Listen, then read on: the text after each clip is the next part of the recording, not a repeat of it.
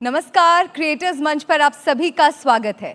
इस सत्र में हमारे साथ पेंटिंग, सेरेमिक, मूर्तिकला और गैलरी की दुनिया से लोग जुड़े हैं। आइए जानते हैं उन्हीं से कि क्या है कला और जीवन की अंतर्गता। इस बातचीत में हमारे साथ हैं अर्पणा कौर, सुप्रसिद्ध चित्रकार हैं। जोरदार तालियों के साथ अर्पणा जी का स्वागत कीजिए। सीरत सक्सेना जी हमारे साथ हैं, चित्रकार, लेखक हैं, सेरेमिक कलाकार हैं। साथ ही रीना लाठ जी हमारे साथ हैं, आकार प्रकार गैलरी की निदेशक हैं। तालियां रुकनी नहीं चाहिए। अंकिता जैन लेखक हैं, शिल्प एवं चित्रकला कलाकार हैं। आप सभी का मैं बहुत स्वागत करना चाहती हूँ। तहे दिल से आप सभी का इस मंच पर स्वागत है। और एक बार मैं आप सभी से विनम्र आग्रह करती हूँ कि आप हमारे इन खास मेहमानों के लिए, इन कलाकारों के लिए जोरदार तालियां बजा दें, ताकि इन्हें ये पता चल सके कि हम इन्हें अपने बीच पाकर कितना उत्साहित हैं। ये मंच हम सभी के लिए एक मौका है साहित्य को, कला को करीब से जानने का, समझने का। तो अर्पणा जी, मैं सबसे पहले आपके साथ शुरुआत करना चाहती हूँ और आपसे जानना चाहती हूँ कि आप कला को कैसे परिभाषित करेंगी? कला ने आपके जीवन को कैसे बदला? बोलूं? जी बिल्कुल। अच्छा, मैंने कला नहीं बनाई, कला ने मुझे बनाया। क्योंकि आप कला के थ्रू अपने आप को डिस्कवर करते हैं। मैं छोटी थी, बहुत शाई थी और बहुत टेंटेटिव थी। तो धीरे धीरे एक सेल्फ कॉन्फिडेंस जो है कला के थ्रू आया। और क्योंकि समय कम है, मैं अपनी सब्जेक्ट्स के बारे में बता देती हूँ कि मैं सीरीज़ में पेंट करती हूँ। तो कुछ सीरीज़ जैसे सोशल रियलिटी के साथ जुड़ी हुई, जैसे 84 का कत्लेआम, निर्भया कांड जो अभी भी कंटिन्यू करता है, और वायलेंस जो आज की रियलिटी है। हिरोशिमा से लेके मैंने काफ़ी चित्र बनाए। क्योंकि मैं छोटी थी तो 6 अगस्त को मेरी मदर जो राइटर अजीत कौर हैं कहती थी उनके लिए दुआ करो। तो एक दिन मुझे वहाँ म्यूज़ियम से लेटर आई मिस्टर अर्पणा कौर को, तो मैंने हिरोशिमा देखा और फिर बहुत बड़ा चित्र बनाया वहाँ। कुछ ये विडोज़ ऑफ वृंदावन भी एक सीरीज़ बनाई। क्यों गई थी मैं मथुरा म्यूज़ियम के स्कल्पचर देखने, पर जब मैं वृंदावन गई तो मैंने देखा ये तो गोपियाँ कहाँ हैं, ये तो बूढ़ी और टेढ़ी मेढ़ी विडोज़ हैं। तो मैंने पूरी सीरीज़ की। ये सीरीज़ यहाँ दिल्ली में अलकाजी साहब ने दिखाई 85 और 88 में, 84 का कत्लेआम। वो सीरीज़ ख़त्म हो गई, मैं रेजिडेंसी उतर गई। पर कुछ सीरीज़ हैं जो अब भी कंटिन्यू करती हैं, जैसे पर्यावरण, जो मैंने 88 में देखा कि मेरी दिल्ली इतनी भयानक तरह से बदल रही है। तब से मैं पर्यावरण की सीरीज़ कर रही हूँ और पर्यावरण के लिए अपनी मदर के साथ कई केस भी लड़ी हूँ पेड़ों के लिए हमारे सिरी फोर्ट एरिया में। एक सीरीज़ है जो मेरे जहन से अभी भी नहीं उतरी। मैंने सोचा कभी किसी ने दिन रात नहीं पेंट किया, डे एंड नाइट। 25 साल से मैं एक पीली औरत जो धागा बुन रही है, काली रात काट रही है, और लाइफ एंड डेथ, ये मेरी कंटिन्यू कर रही है सीरीज़। और सोनी महिवाल पे मैंने काम किया है, और कई आध्यात्मिक भी, जैसे नानक, बुद्ध, कबीर, इन पे भी काम किया है। ये जीवन से जुड़े हुए हैं सारे। कुछ एब्स्ट्रैक्ट सब्जेक्ट्स हैं जैसे समय, डे एंड नाइट, और कुछ रियलिटी जो मेरे जहन से वो उतरना, उसका बोझ उतारना ज़रूरी था अपनी पेंटिंग के थ्रू, जैसे मैंने 84 की बात की। बिल्कुल। और अर्पणा जी का अगर काम, आर्ट आप लोगों ने देखा है तो आप सभी इस बात से वाकिफ़ होंगे कि उनकी पेंटिंग्स में, उनकी कला में किस तरह से सामाजिक संदेश और आध्यात्म का समावेश होता है। अब मैं रीना जी आपके पास आना चाहूँगी। आप एक गैलरी निदेशक हैं। इस तौर पर जाहिर सी बात है आप बहुत से कलाकारों से मिलती हैं।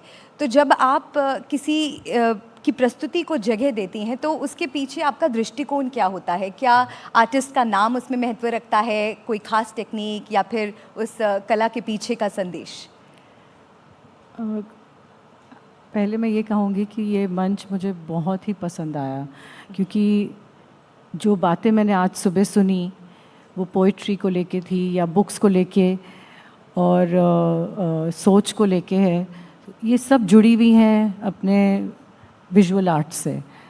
मतलब कोई भी चीज़ हट के नहीं है, पोइट्री हो या गाना हो या मूवी हो, हर चीज़ विजुअल आर्ट से जुड़ी हुई होती है। बल्कि मानते हैं कि विजुअल आर्ट सबसे एक फाइनल एंड टॉप मोस्ट माना जाता है अपने संस्कृति में। तो उसको दिखाना बहुत ही चैलेंजिंग होता है, इसलिए कि आप ये सब कलाओं को मिला के उसको एक पेंटिंग या एक स्कल्पचर में कन्वे करते हो। तो आप जब डिसाइड करना चाह रहे हो कि आप इस आर्टिस्ट को दिखाओगे या उस काम को दिखाओगे, तो ये इस पे निर्णय लेना is not an easy job. But इसमें हमारी जो व्हाट शुड आई से, जो हम लोग आर्ट देखते देखते समझते हैं, सुनते सुनते समझते हैं, और जो गगन जी ने बात कही, जो आर्ट में सच्चाई के पास आना है, जो आप पोइट्री में हो या म्यूज़िक में हो या थॉट में हो या फिलॉसफी हो या विजुअल आर्ट में, that one moment of truth that comes through when you see that in a painting और इन अ पीस ऑफ स्कल्पचर, वो रेडी है दिखाने के लिए। सो इसमें बहुत कुछ मिला हुआ है, कोई एक चीज़ पे नहीं हम And what उंगली डाल inspired सकते। you to start this gallery? असल में मेरी जो जर्नी रही है बहुत ही इंटरेस्टिंग रही है। मैं आर्ट बैकग्राउंड से नहीं थी। जिस घर में परिवार में शादी हुई, वो लोग आर्ट कलेक्टर्स थे, तीन जनरेशन से। तो मेरे को कोई चॉइस नहीं था, मुझे कोई चॉइस नहीं था। I had to learn, and how I learned, मेरे फादर इन लॉ जो पद्मश्री मुकुंद लाट हैं, एस्थीट थे, कलेक्टर थे, म्यूज़िकोलॉजिस्ट थे, उनके साथ मेरी जो ट्रेनिंग हुई डाइनिंग टेबल पे बैठ के कि ये हुसैन का चित्र है, मुझे नहीं समझ में आ रहा पापा ये क्यों ऐसा, इतना दाम क्यों है इसका। तो कई महीनों हम एक ही पेंटिंग की डिस्कशन करते थे डाइनिंग टेबल पे। और मेरी ट्रेनिंग वहाँ हुई कि वो देखो, वो लड़की खड़ी है, उसके बाल उड़ रहे हैं तो हवा आ रही है, पर वो उधर देख रही है जहाँ घोड़े नहीं भाग रहे। घोड़े लाल क्यों हैं और उसके बाल नीले क्यों हैं, और उसकी जो बिंदी है वो ऊंची है कि नीची है, उसके आँख की नज़र कहाँ जा रही है, वो जो दूर दिख रहा है वो क्या है। तो इसमें रिदम है, इसमें फ्लो है, इसमें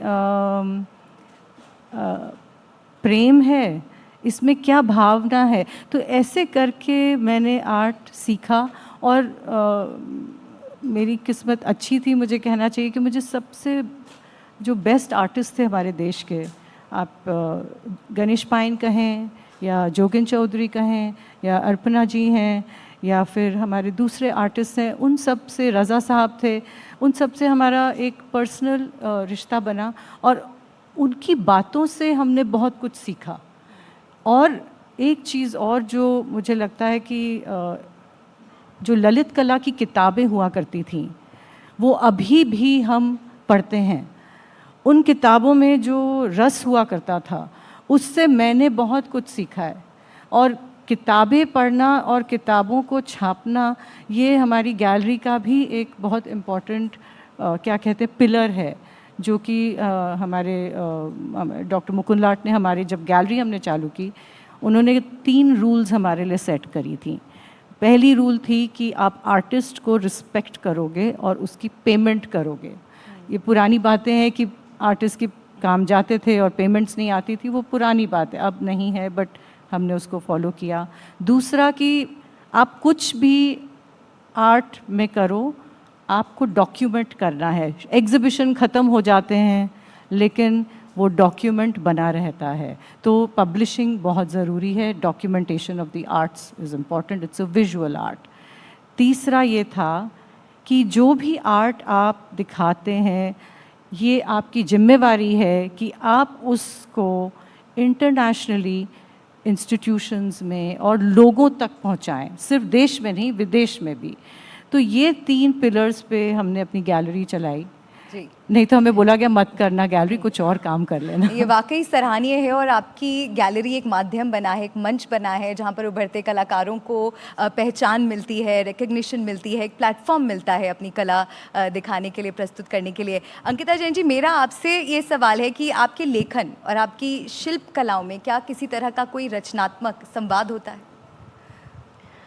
हाँ, मैं अपनी बात शुरू करने से पहले एक छोटा सा किस्सा यहाँ सुनाऊंगी, बहुत छोटा सा। कि एक बार एक गुरु जो हैं वो एक घर में गए और उस घर में 5 लोग थे। तो उन्होंने उस घर की बहू से एक सवाल पूछा कि आपके घर के सभी सदस्यों की उम्र क्या है। तो उस बहू ने कहा कि मेरी सास की उम्र 6 महीने है, मेरे ससुर की उम्र 2 साल है, मेरे पति की उम्र 4 साल है और मैं अभी पैदा हुई हूँ। तो सब लोग हंसने लगे कि ये कैसा जवाब दिया, और वो सास बड़ी गुस्सा हुई कि मेरी उम्र 6 महीने बता रही है। तो जो गुरु थे वो बड़े खुश हुए, उन्होंने कहा कि बहुत अच्छा सवाल दिया, बहुत समझदार बहू है। तो जब सास ने उनसे पूछा कि आपने ऐसा इसको समझदारी वाली बात क्यों कही, तो गुरु ने कहा कि ये बात ज्ञान के ऊपर आधारित है कि किस व्यक्ति ने उस विषय में कितना ज्ञान अर्जित किया, उसकी उम्र उतनी होती है।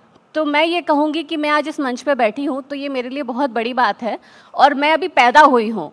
यहाँ बहुत बड़े बड़े लोग मेरे सामने बैठे हैं जिनका अनुभव बहुत ज़्यादा है, तो उनके सामने मैं क्या बोलूँगी मुझे नहीं पता, पर अगर उस हिसाब से उम्र देखी जाए तो मैं अभी पैदा हुई हूँ और मैंने अभी आर्ट को एक्सप्लोर करना शुरू किया है।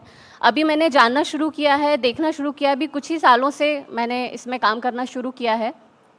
लेखन मैं कर रही हूँ पिछले 12-13 साल से, लेकिन कला से अगर मेरा संबंध जोड़ा जाए तो अगर प्रोफेशनल लेवल हटा दिया जाए तो मैं बचपन से कला से जुड़ी हुई थी, लेकिन कक्षा 8 के बाद जब बच्चा अपना करियर एक्सप्लोर करता है तो मैं साइंस की तरफ चली गई और मैंने आर्टिफिशियल इंटेलिजेंस ऑप्ट किया, एमटेक किया, वो एक अलग लाइन मेरी चली गई। लेकिन जब हम अपनी ज़िंदगी में किसी ऐसे जगह पहुंच जाते हैं जहां पे हमें लगता है कि हाँ शादी हो गई, बच्चे हो गए, पढ़ाई हो गई, नौकरी हो गई, अब क्या, तो शायद वो हमारा टर्निंग पॉइंट होता है और हम उस चीज़ की तरफ वापस लौटते हैं जहाँ जिस चीज़ को हमने कहीं किसी मोड़ पे ज़िंदगी में छोड़ दिया था। तो मैंने उसी मोड़ से वापस कला को अपने जीवन में लेकर आई हूँ वापस, और अपने लेखन के साथ मैंने उसको जोड़ना शुरू किया है। और मेरी जो कला है उसमें हर बार जब भी मैं कोई नया काम लेती हूँ, किसी नए क्लाइंट का काम लेती हूँ या अपने लिए कुछ नया बनाती हूँ, तो मैं बिल्कुल वैसा ही चैलेंज और ब्लॉक फील करती हूँ जैसा मैं अपनी किताबों के लिए फ़ील करती हूँ, लिखने के लिए फ़ील करती हूँ। तो ये अभी रीना जी ने कहा कि ये बहुत ही गहरा कनेक्शन है, चाहे वो पोइट्री हो, चाहे वो किताबें छापना हो, लिखना हो, या आर्ट हो, विजुअल आर्ट हो, या स्कल्पचर पेंटिंग हो, तो बहुत गहरा कनेक्शन होता है लेखन का, कला का। दोनों ही एक ही चीज़ के 2 अलग अलग एस्पेक्ट हैं। लेखन भी एक कला है और एक कूची से या नाइफ से कैनवस पे कुछ बना देना वो भी एक कला है। तो हम उन्हें कभी अलग करके देख ही नहीं सकते, चाहे वो लिखना हो, चाहे वो पेंटिंग बनाना हो। बिल्कुल, और ऐसी ही सीरज जी भी हमारे साथ हैं जो कि लेखन, चित्रकला, सिरेमिक, इन तीनों माध्यमों में आप माहिर हैं। लेकिन मैं आपसे ये जानना चाहती हूँ कि आपके लिए अभिव्यक्ति का सबसे प्रामाणिक माध्यम इनमें से कौन सा है?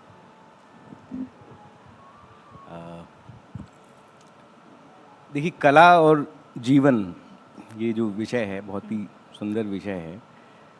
और हम जैसे जीवन की बात करें तो ऐसा लगता है एक जीवन, और उसमें अगर कला शामिल होती है जीवन के एक बहुत बड़े अनुपात में, जैसे मैंने जीवन में कला चुनी तो मैं सिर्फ कला ही करता हूँ। कभी मैंने कला शिक्षा की तरफ जाने का नहीं सोचा या किसी विज्ञापन एजेंसी में जाने का नहीं सोचा।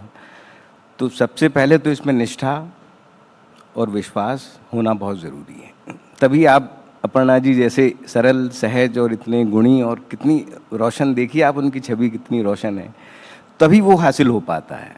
उसमें फिर आपको बहुत सारी चीज़ें छोड़नी होती हैं।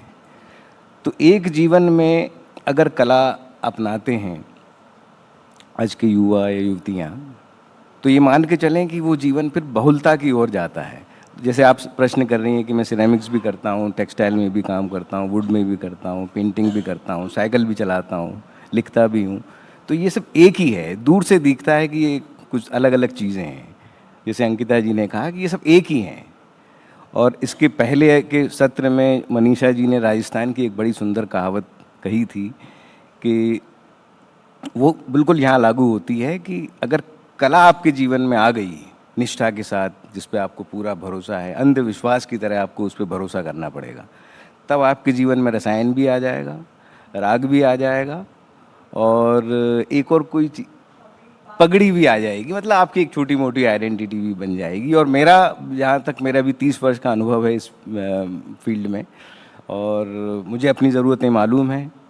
मैं मिनिमलिज़म पे बहुत भरोसा रखता हूँ, और इसलिए कला ने बहुत ही सरल, सहज और बहुत ही सुकून भरा जीवन अभी तक प्रदान किया है। और मैं अपनी पूरी चेष्टा और पूरी ईमानदारी के साथ कला के इन सब माध्यमों में काम करता हूँ, और काफ़ी कृतज्ञ महसूस करता हूँ कि मुझे इस तरह का जीवन मिला जो इतनी बहुलता भरा है। और मुझे बड़ी खुशी भी है कि मेरे साथ के जो दूसरे लोग हैं वो कवि हैं, पत्रकार हैं, संगीतकार हैं, डांस से रिलेटेड हैं। तो ये एक पड़ोस भी बहुत अच्छा रचती है कला। अगर आपकी निष्ठा है तो आपको अच्छे अच्छे दोस्त और उस तरह का समाज आप खुद गढ़ लेंगे। जैसे दिल्ली में आए हुए मुझे लगभग 25 बरस हो गए हैं। जब दिल्ली आए थे तो अपर्णा जी से मुलाकात हुई थी, फिर अजीत कौर जी से मुलाकात हुई। उनकी भी एक नई सुंदर किताब आई है, नीला कुम्हार, वो हर कलाकार को पढ़ना चाहिए।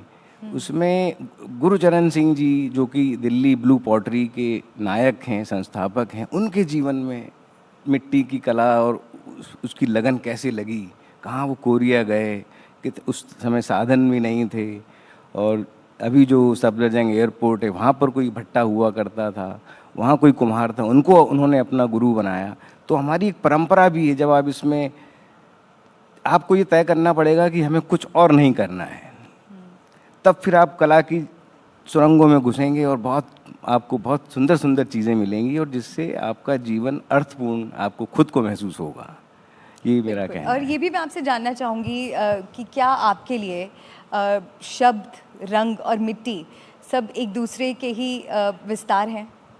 हाँ, देखिए, जैसे ये इस तरह की बात है, जैसे आपको कुछ पकाना है तो हमें कढ़ाई भी चाहिए, तेल भी चाहिए, हल्दी भी चाहिए, नमक भी चाहिए, या कुछ मिष्ठान बना रहे हैं तो वो सब चाहिए। लेकिन इन सब का एक विशेष मतलब अनुपात में इनको अगर उपयोग करके बना क्या, आपने बनाया क्या। इस जीवन में आपको बहुत कुछ मिला है, इतने सारे सेंसेस हैं, आप देख सकते हैं, छू सकते हैं, सूंघ सकते हैं, सुन सकते हैं। इन सब का आपने किया क्या आखिर? ये सब उपलब्ध हैं आपको। आपने आपके जीवन को सार्थक बनाने में या अर्थपूर्ण बनाने में इन सब के ये सब टूल्स हैं, इनको आपने कितना महसूस किया और कितना उपयोग किया, ये महत्वपूर्ण बात है। बाकी जीवन, बाकी दूसरा जो जीवन है, जो टारगेट ओरिएंटेड जीवन है, जिसमें स्ट्रेस है कि आपको ये करना है, ये फलानी चीज़ें इतनी बेचनी है, तो आपका ये प्रमोशन, इंक्रीमेंट और फलानी अब्रॉड ट्रिप, और ये भी एक जीवन है जो हमारे पैरेलल चल रहा है, और उसमें युवा लोग काफ़ी लगे हुए हैं। और तो मैं यही कहना चाहूँगा कि आपको लोकप्रिय होने की क्यों जल्दी है? आपका जीवन सुंदर, सुखद और शांति प्रिय क्यों नहीं हो सकता? क्यों आप महानगर में ही रहना चाहते हैं? आप एक छोटे से गांव में रहिए। आपको 2-3 वक्त का ही खाना चाहिए, लेकिन सुंदर हवा मिलेगी, सुंदर दृश्य मिलेगा, पॉल्यूशन नहीं मिलेगा। तो युवाओं को अपने चेतना से ये तय करना होगा कि उन्हें एक अच्छा सौंदर्यमयी जीवन चाहिए, या फिर एक प्रलोभन भरा कुछ भ्रामिक सा कुछ चाहिए। जी, अर्पणा जी, मैं आपसे एक सवाल पूछना चाहूँगी। एक भावनात्मक सवाल है, वो ये कि एक कलाकार और उसकी कला के बीच का रिश्ता कैसा होता है? क्या माँ और बच्चे जैसा होता है, दोस्तों जैसा होता है, प्रेमी जैसा होता है, गुरु शिष्य जैसा होता है? कैसा रिश्ता होता है? इसके जवाब से पहले मैं आपका क्रिएटर्स मंच, इट्स एन ऑनर कि ये पहला क्रिएटर्स मंच है, अपनी तरह का पहला मंच। दूसरा, मैं सिराज को थैंक यू कहूँगी। उसने मेरी मदर की किताब नीला कुम्हार, गुरचरण सिंह पॉटर के बारे में बोला, पढ़ी वो, और उनकी एक ही आंख है 10 साल से। उन्होंने ये किताब अपने स्केचेस लिखे हैं, कृष्णा सूती, अमृता प्रीतम, शिव बटालवी, खुशवंत सिंह, जो भी उनके फ्रेंड्स थे। Thank you Siraj. आपका सवाल क्या था? मैं इतनी इमोशनल हो गई थी सिराज के मैं बाद। समझ सकती, मेरा सवाल भी भावुक कर देने वाला ही था कि आप अपनी कला के साथ किस तरह का रिश्ता महसूस करती हैं। जैसे माँ और बच्चे के बीच का रिश्ता होता है, प्रेमी का रिश्ता होता है, दोस्तों का रिश्ता होता है, या गुरु शिष्य का रिश्ता। एक कलाकार और उसकी कला के बीच का रिश्ता किस तरह का होता है? हाँ, जैसे मतलब कलाकार होना चुनना बहुत ही कठिन, तलवार की धार पे चलने जैसा है। सो कला के लिए कोई मार्केट नहीं थी दिल्ली में। जब मेरा पहली प्रदर्शनी हुई 50 साल पहले त्रिवेणी में, मुश्किल से एक कोई आता था देखने, तो सब लोग हंसते थे, when will you have your next 1 person show.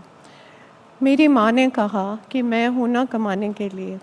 कला में कोई आमदनी नहीं थी, गैलरियाँ सिर्फ 2 थीं, धूमीमल और कुमार 50 साल पहले। सो ये जो साधना है कि जो आप अपने कैनवस के आगे बैठे हैं और दुनिया से आप इंस्पायर भी हो रहे हैं पर उससे कट कर भी बैठे हैं, सो ये संभव हो पाया मेरी माँ के संघर्ष के कारण। सो कलाकार जो है उसको कोई ना कोई मतलब ये सहारा शुरू में चाहिए। आप कॉलेज ऑफ आर्ट जाएं, हज़ारों बच्चे पास आउट करते हैं, फैमिली का सपोर्ट ना हो तो आगे नहीं जा पाते, क्योंकि उनमें एक प्यास है, ये कभी बुझती नहीं है और ये मार्केट से बिल्कुल रिलेटेड नहीं है। जब आप पेंट कर रहे होते हो, आप मार्केट के बारे में, कोई कह रहा है तुमने कैंची क्यों बनाई, परसों मेरे पास एक गैलरी वाली आई, तेरी डे एंड नाइट सीरीज़ में ले लेती पर इसमें कैंची है। मैंने कहा कैंची समय का प्रतीक है, वो जो रात है वो डेथ है, यम है, जो ग्रीक्स फेट कहते हैं, उसने कैंची पकड़ी हुई है।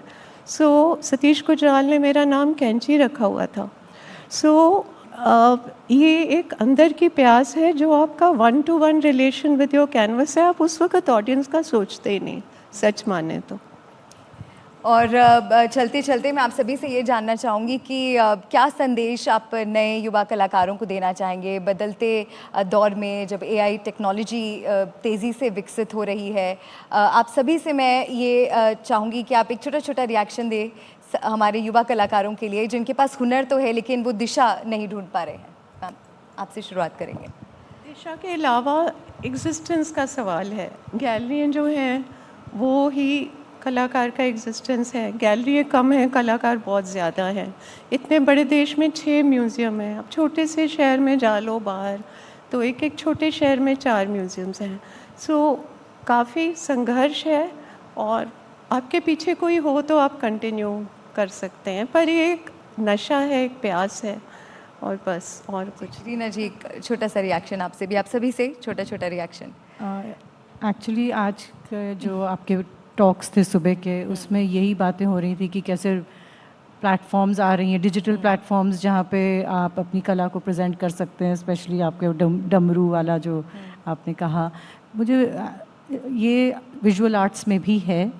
और आज जो ज़्यादा से ज़्यादा मार्केटिंग होती है विजुअल आर्ट की, वो भी डिजिटल प्लेटफॉर्म इंस्टाग्राम वगैरह से होती है। जबकि हाँ, हम प्रमोट करते हैं लेकिन गैलरी में आके देख के ही लोग ख़रीदते हैं।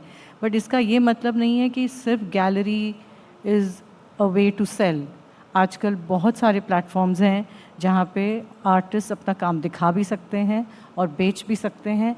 फेसबुक से भी बेचते हैं, मोजाटो जैसे साइट्स से भी बेचते हैं, और कुछ चेन्स बनी हुई हैं, आर्टिस्ट चेन्स, जिसमें कि एक आर्टिस्ट बेचता है, अगर उस चेन में आता है, उसकी बिकती है, तो वो अगले आर्टिस्ट को प्रमोट करता है, सपोर्ट करता है। So there is sky is the limit.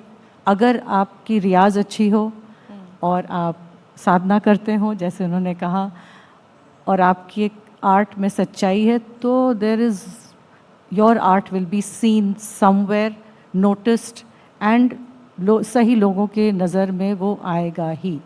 Ankita ji. Ma'am ने भी बहुत अच्छी बात बोली थी कि एग्जिस्टेंस बहुत बड़ा सवाल है और पेरेंट्स को भी ये बात समझनी पड़ेगी। हालांकि अब ज़माना बहुत बदला है और पेरेंट्स भी, जब बच्चा ये कहता है कि मुझे आर्ट चूज़ करना है या मुझे आर्ट फील्ड में करियर बनाना है, तो वो उसको सपोर्ट करना शुरू करते हैं। वरना हमारे टाइम में हमें मैथ्स और साइंस के पीछे ही धकेला जाता था। पहले वो ज़माना अलग था, लेकिन अब एग्जिस्टेंस में पेरेंट्स ये कहते हैं कि ठीक है, अगर आप इसको हॉबी से आगे बढ़कर कुछ करना चाहते हैं तो आप उसको चूज़ कर सकते हैं, आप ऑप्ट कर सकते हैं। लेकिन उसके लिए आपको मैम ने जैसे कहा कि रियाज़ करना पड़ेगा, प्रैक्टिस करनी पड़ेगी बहुत ज़्यादा, और कंटिन्यूस शो होना पड़ेगा। मतलब वो जैसे सिस्टम में एक पॉपअप होता है ना, बार बार आता है, तो हम उसको इग्नोर नहीं कर पाते। अगर आप सोशल मीडिया के थ्रू सेल करना चाहते हैं, मेरी अभी तक जितनी सेल हुई है वो सोशल मीडिया के थ्रू ही हुई है।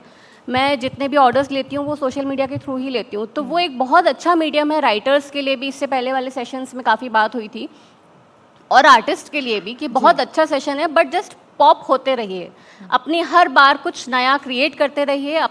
अपनी जो भी आपने कला बनाई है, जो भी पेंटिंग बनाई है, आप जो भी आर्ट फॉर्म ऑप्ट कर रहे हैं उसको पॉप करते रहिए, कुछ नया गढ़ते रहिए और दुनिया को दिखाते रहिए, तो आप एक ना एक दिन ज़रूर वहाँ पहुँचेंगे जहाँ आप पहुँचना चाहते हैं। बिल्कुल, और सोशल मीडिया पर आपकी क्रिएशंस को भी बहुत प्यार मिलता है। Yes. मतलब वक्त लग सकता है लेकिन सफलता बिल्कुल, जरूर बिल्कुल, मिलेगी। सीरज जी, definitely। आपसे भी मैं चाहूंगी एक छोटा सा देखिए, reaction, अंकिता जी ने सलाह जो दें। बताया वो एक तरीका है, वो भी बहुत अच्छा और सार्थक तरीका है। लेकिन जैसे मैं अपनी बात करूं तो I don't have a gallery in India at the moment. मेरे पास कोई गैलरी नहीं है, लेकिन कभी भी ऐसी कोई कोई आर्थिक दिक्कत हुई हो, क्योंकि अगर पहुंचता है कहीं तक तो वो आपका काम पहुंचता है। तो दिन में 24 घंटे होते हैं, तो मैं अधिकतम अपने स्टूडियो में रंगों के साथ या मिट्टी के साथ रहता हूँ, और बाकी जो समय बचता है तो हमारे पूर्वजों ने क्या किया है वो मुझसे छूटना नहीं चाहिए। मतलब वो तो चले गए हैं, मुझे बहुत खुशी हुई आज यहाँ इस पब्लिक मंच पर एम.एफ. हुसैन की तस्वीर देखकर, राहत इंदौरी साहब की तस्वीर देखकर, कुंवर नारायण जी की तस्वीर देखकर। उन्होंने जीवन में क्या किया है, एम.एफ. हुसैन साहब ने जितने चित्र या रेखांकन लोगों को भेंट किए हैं, उतने उनके समकालीनों ने बनाए तक नहीं हैं। ये जो काम करने में जो उनकी निष्ठा थी, एम.एफ. हुसैन बना क्यों? उनकी रेखाओं से बना है। आप उसको दूसरा जो भी पॉलिटिकल इशू है, लेकिन he is a good and great artist. तो सोशल मीडिया है अपनी जगह, लेकिन आपका काम ही पहुंचता है जहाँ तक पहुंचना है। मैं पेंटिंग करता हूँ, मेरा सोशल मीडिया में भी मैं ज़्यादा एक्टिव नहीं हूँ, लेकिन जहाँ तक पहुंचना होता है मैं काम पहुंच जाता है। और मैंने कुवैत में कई सारे घरों में पेंटिंग किया है, मुझे बुलाया जाता है, लंदन में किया है, साउथ अफ्रीका में, पूरे यूरोप में घूमते रहते हैं अपने काम की वजह से। काम पहले पहुँचता है, काम में अगर निष्ठा है तो वो पहुँचेगा। मतलब कर्म किए जाए, फल की इच्छा जी, जी, जी। मत कर। बहुत बहुत शुक्रिया। आप कुछ कहना चाहती हैं? जी। मैं कहना ये चाह रही हूँ कि आपने इतना अच्छा मंच किया है जहाँ पे बहुत सारे लोग बैठे हैं जी। डिफरेंट फील्ड्स के। तो ये जो मंच है इसका एक अच्छा है कि आप डिस्कस कर रहे हो कि कैसे क्रिएटर्स एक दूसरे से हेल्प ले सकें या फिर लर्न कर सकें। पर जी। मैं एक चीज़ कहना चाहती हूँ कि कोई भी प्लेटफॉर्म है उसके लिए एक पॉलिसी मेकर्स जो होते हैं, आई डोंट नो कितने हैं, आई एम श्योर हैं, कुछ ब्यूरोक्रेट्स हैं, कुछ पावरफुल पीपल हैं जो ये डिसीजंस लेते हैं। तो विजुअल आर्ट्स हो या जो भी आर्ट्स हो, उसको प्रमोट करना अगर हम अपने टैक्सिंग सिस्टम में डालें, जो कि अगर आप विजुअल आर्ट खरीदते हो या फिर आप आर्ट्स को प्रमोट करते हो उसको टैक्स फ्री करते हो। और ये बात मैं बहुत दिनों से कह रही हूँ कि पॉलिसी मेकर्स तक ये बात जाए, तो यू विल बी सरप्राइज्ड कि हर आदमी इंडिया में आर्ट को सपोर्ट करेगा। That will be a change that we can make, and I think this kind of a platform with so many people, I want each of you to understand, go out and talk about it and say please make this change. आप अगर 1% भी पूरे देश में लोग अपना tax बचाने के लिए आर्ट को में इन्वेस्ट करें, I am telling you the scenario will change. बिल्कुल है। और and one last thing, that don't buy copied art. Like हम जो ऑथर्स, मैं एक लेखक भी हूँ, तो हम बोलते हैं कि जो हमारी पायरेसी बुक्स होती हैं वो मत खरीदो, ओरिजिनल खरीदो। तो आर्ट के मामले में भी यही है कि आप पैसा बचाने के चक्कर में कॉपीड मत खरीदो, जो आपको सस्ते में मिल जाए। जो ओरिजिनल है उसी की तरफ जाओ, उसी को बनाओ और उसी को खरीदो। बिल्कुल। Thank you so much. मैं एक चीज़ और कह सकता हूँ? जी जी बिल्कुल। देखिए, रीना जी ने बहुत अच्छा एक सुझाव दिया, जब काफ़ी समय से वो इस बात को पहले भी कह चुकी हैं कि एक तरह का प्रमोट कर रही हैं वो कि आर्ट खरीदना चाहिए। मेरा ये मानना है कि हमारे देश में कला अफोर्ड नहीं कर पाए लोग, ऐसा नहीं है। मैं घरों में जाता हूँ, वहाँ 50 लाख के सोफ़े हैं, सोफ़े के ऊपर 5,000 की पेंटिंग भी लोग लगाना नहीं चाहते। अफोर्डेबिलिटी की प्रॉब्लम नहीं है, लेकिन क्या कला हमारी ज़रूरत है? अगर है तो वो अपना रास्ता खुद खोज लेगी, लेकिन लोगों का काम चल रहा है बिना कला जी। के, तो खुश हैं लोग। Thank you very much for your inspiring words. और मैं उम्मीद करती हूँ कि जो भी आज आपने यहाँ से बड़ी बातें कही हैं, कला से जुड़ी जो अहम बातें आपने हमारे साथ साझा की है, वो ज़्यादा से ज़्यादा लोगों तक पहुँचे। Thank you all very much.